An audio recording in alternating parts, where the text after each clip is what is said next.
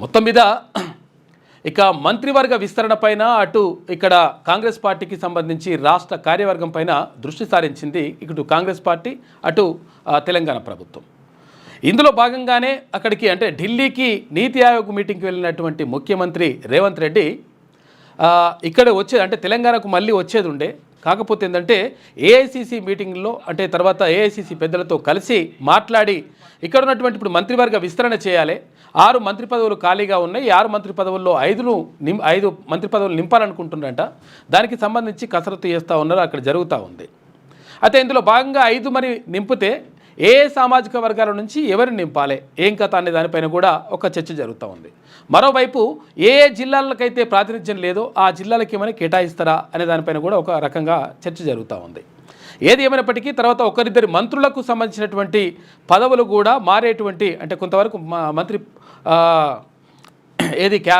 అక్కడ మారేటువంటి అవకాశం ఉన్నట్టుగా కూడా శాఖలు మారేటువంటి అవకాశం ఉన్నట్టుగా కూడా తెలుస్తూ ఉంది.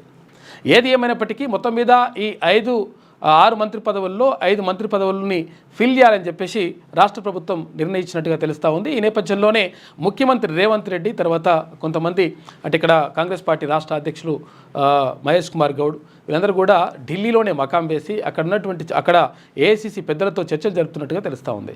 మొత్తం మీద ఇందులో భాగంగా అంటే చాలా కాలంగా ఇక సంక్రాంతికి వస్తుంది, ఉగాదికి వస్తుంది, మళ్ళీ వస్తుంది, తర్వాత మంత్రివర్గ విస్తరణ ఇక జరుగుతుంది అని చెప్పేసి ఏడాదిన్నర అవుతుంది.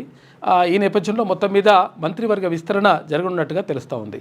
ఇందులో భాగంగా మరొకటి ఏంటంటే ఇక్కడ కాంగ్రెస్ పార్టీకి సంబంధించి కూడా రాష్ట్ర కార్యవర్గాన్ని విస్తరించాలి, తర్వాత వర్కింగ్ ప్రెసిడెంట్లని ఒక 4 వర్కింగ్ ప్రెసిడెంట్లను పెట్టాలి, తర్వాత ఇక్కడ ఉపాధ్యక్షులను పెట్టాలి, ప్రధాన కార్యదర్శి కథా కార్యక్రమం ఇదంతా కూడా ఉంటుంది అని చెప్పేసి అందులో భాగంగా ఎవరెవరికి ఎవరు ఏమిస్తే బాగుంటుంది అనే దానిపైన కూడా విస్తృతంగా చర్చ జరుగుతూ ఉంది ఢిల్లీలో.